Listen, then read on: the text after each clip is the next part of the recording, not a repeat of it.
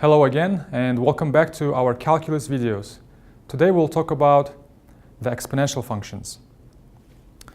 So, to create the exponential function, we're going to use a special number.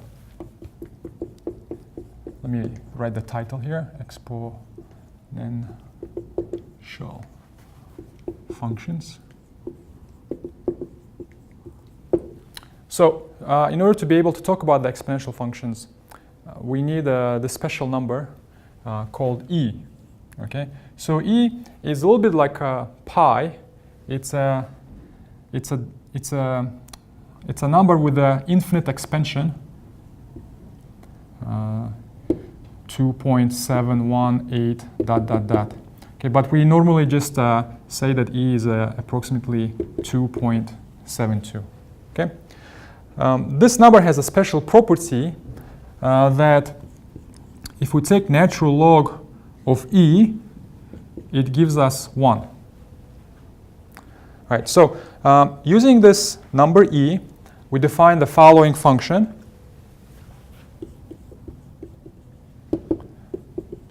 So we say the exponential function is given by the following: f of x equals e to the power x. It turns out this exponential function is in fact the inverse of the natural log function. So e of x is the inverse of the natural log function, which means that if we compose these two functions, they cancel each other out, right? So if I take natural log and compose it with x, they cancel out and we get x back again. And this doesn't just work for x, it works for any expression. If I take natural log of 3x squared plus 2, for instance, natural log and e will cancel, and we'll get 3x squared plus 2 again. We can also compose natural log and exponential function in the other order. So if I do e to the ln x, again they cancel and I get x back. If I do e to the ln of sine x, then I'll get sine x back again. When you're dealing when you're trying to compose the exponential and natural log functions, you do have to be sometimes careful. So for instance, suppose we want to simplify e to the power 3 ln x. Now here we can't simply cancel e with ln and somehow get 3x. Can't do that. Why? Because there is a 3 in front of ln. As long as there's nothing in front of ln, you can cancel the exponential natural log functions.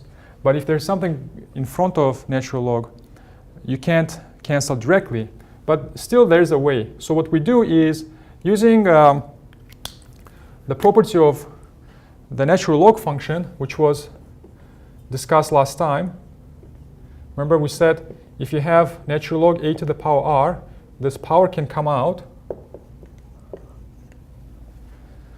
So doing the same thing, I guess going backwards here, if I have a number in front of the natural log, I can move it inside, right? So going this way. We're going to do the same thing for our example. So think of 3 as the r. What we can do is we can move this r inside a, so we can move the 3 inside x. And this becomes e to the power natural log of x cubed. And now there's nothing in front of e and ln, we can cancel it, and we'll get x cubed back.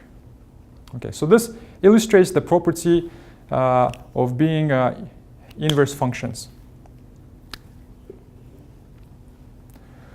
In practice, even though we define the exponential function as the inverse of the natural log, in practice, we think of the exponential function as more of just a power function in the following sense. So let's say our f of x is the exponential function. Then if I want to evaluate f of 2, this would mean I have to replace x with 2, and I have e squared, which is e times e, approximately equal to 2.72 times 2.72. Okay, so e squared is really e times e, which is approximately 2.72 times 2.72, and then you can use your calculator to get the answer. Likewise, if I ask you to calculate f of 3, this means we need to calculate e to the power 3.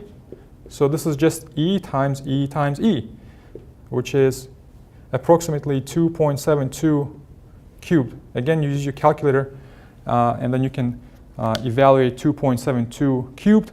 Or, in fact, most of your calculators, pretty much every calculator, has a built-in functionality to calculate the exponential functions.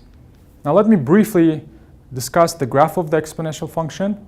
Exponential function is a very important function and is widely used. In particular, its graph is very helpful. So one way we can get the graph of the exponential function is by starting with the graph of the natural log function. So if you remember,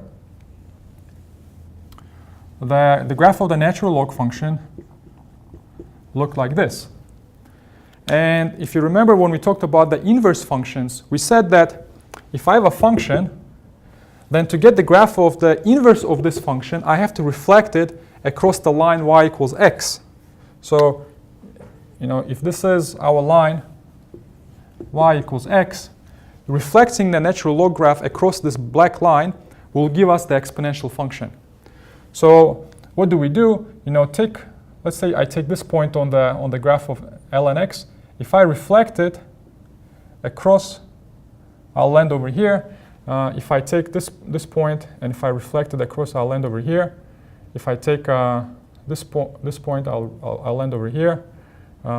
If I take this point and reflect, I guess I'll land over here. So if you reflect the graph across the y equals x, and if you do it properly and not clumsily like I'm doing it, you'll end up with a function that kind of looks like this, roughly speaking. And this is the inverse of the ln x, and the inverse of ln x is e to the power x. So this is the graph of the exponential function. Now let me erase this and draw it. So I showed you how to get the graph. Now let me draw the graph again and make it look nicer. So this is kind of the graph of the exponential function. And so notice that by looking at the graph, you see that this function is increasing. And another thing you notice is that if I take the limit as x goes to negative infinity, so meaning that x is going far left towards negative infinity, what's happening to the graph? It's going to 0. So these are two quick observations. Also, the y-intercept, remember, to find the y-intercept, we set x equal to 0. So if we set x equal to 0, e to the power 0 gives us 1. So the y-intercept is 1. Now let's go back and see what else can we do with this property of the natural log and the exponential function being inverses of each other. So one thing we can do is solve exponential equations. Exponential equations you come across very often in applications. And to solve them, we normally use the natural log. So here's one example. Let's say we want to solve equation e to the power 2x minus 1 equals 10. So we call this an exponential equation because the variable, the unknown, is in the exponent. So what we want to do is first bring down the variable down. And to do this, we're going to apply natural log on both sides of this equation. So we're going to do natural log of the left side and the natural log of the right-hand side. Now, because natural log and exponential are inverses, they cancel, and you get just 2x minus 1. And on the right-hand side, we just have natural log of 10, which is just a number. You can plug this in your calculator and get the number. And now, we can. The rest is very easy. We just solve for x. So to solve for x, we move 1 to the other side. And then divide both sides by 2. So that's our solution. If you like, you can plug this in your calculator and get the decimal number. Now let me briefly discuss the differentiation rules for exponential functions. So to derive the derivative of the exponential function, we use a very neat trick. We start from the fact that we know that natural log composed with the exponential gives us x, right? Because ln and e, they cancel. Now, we take the derivative on both sides. So we do d dx on both sides.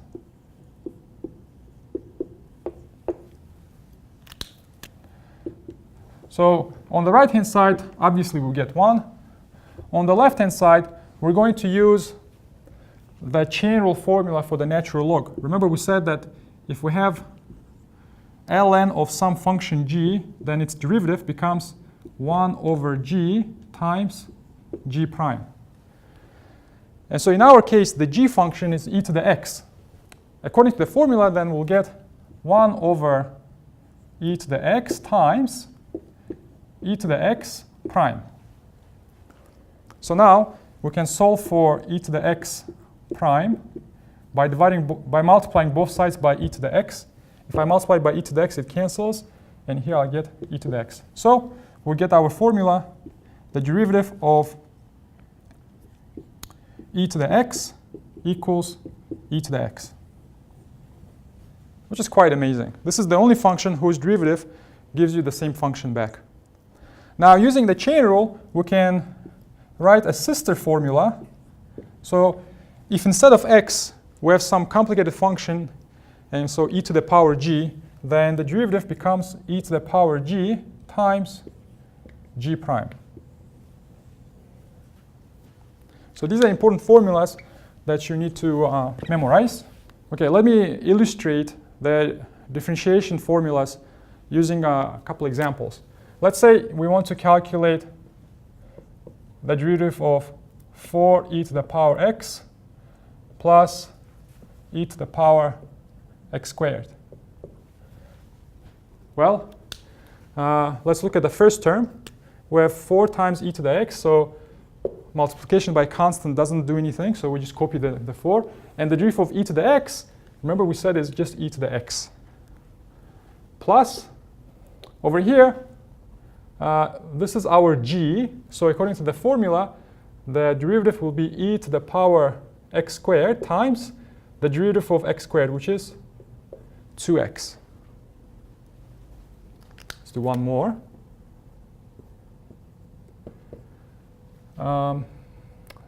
Let's say we want to calculate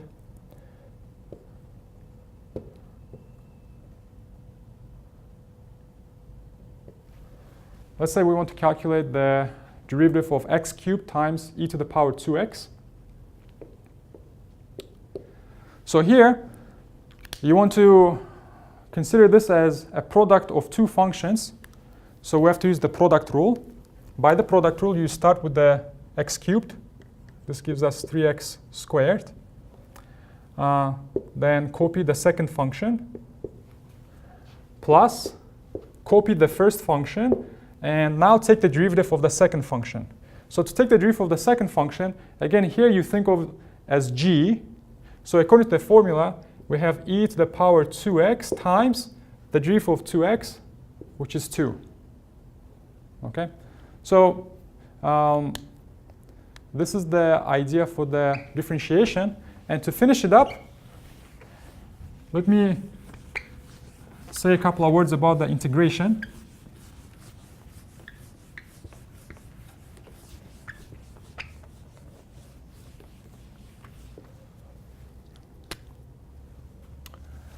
All right, so we know that the derivative of e to the x is e to the x. So if I take antiderivative on both sides,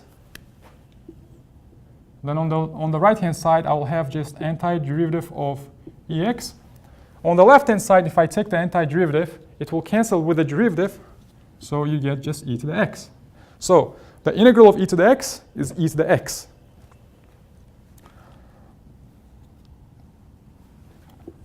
Okay, let's make this a rule. Now let's, there's another situation where instead of x, you may have something like 2x plus 3 or 5x minus 2. In that case, we can develop a special formula. Okay, so let's say we want to find the integral of e to the ax plus b dx, where a and b are just some numbers. So to find the antiderivative here, we can use the u substitution method. So we'll let u be equal to ax plus b. And remember, a and b are just some numbers. Then take the derivative on both sides. What happens? This becomes a dx. So let's try to substitute. Ax plus b is u. Okay, so this is u. And then what about dx? Well, dx, see from the second equation, dx is equal to 1 over a du. You divide both sides of the second equation by a. So we can replace dx with 1 over a du.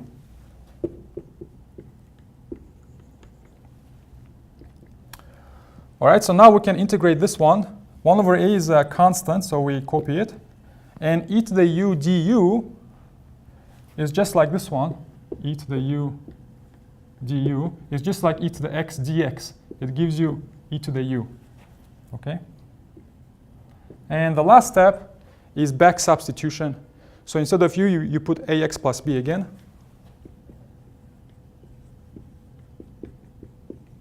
Plus the constant. So what you can do now is you can take this as a formula.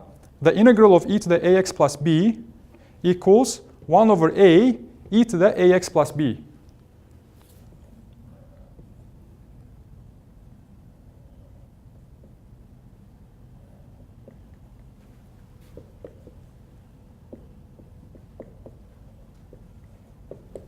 So let's say I ask you to calculate this integral.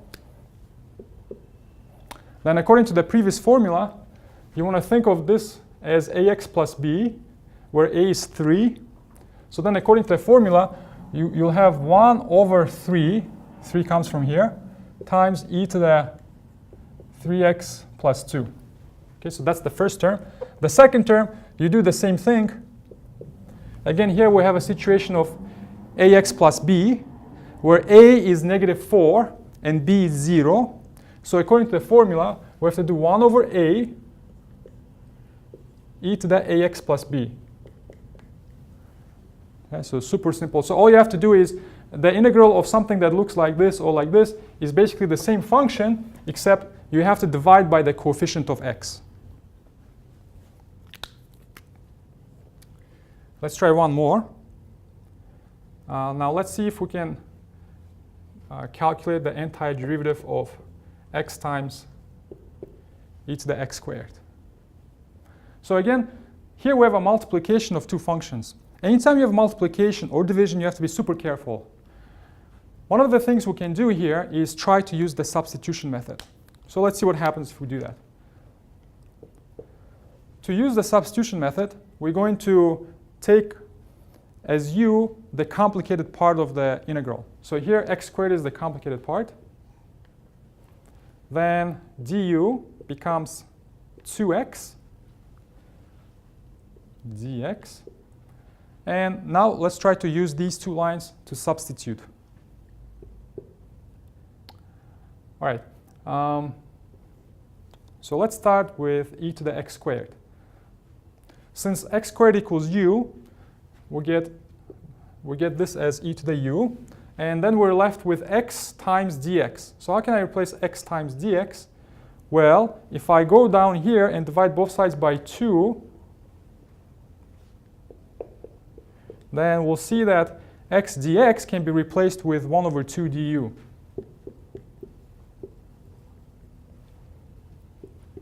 And now this integral we can solve very simply.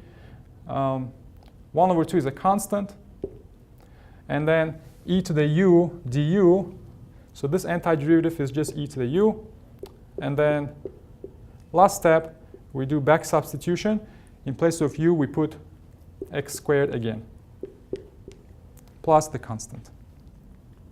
Okay, so this gives you a brief idea on how to use the exponential function to solve equations, how to take the derivative of the exponential function, and how to do integration problems using the exponential function. All right, so I hope this was useful, and see you next time.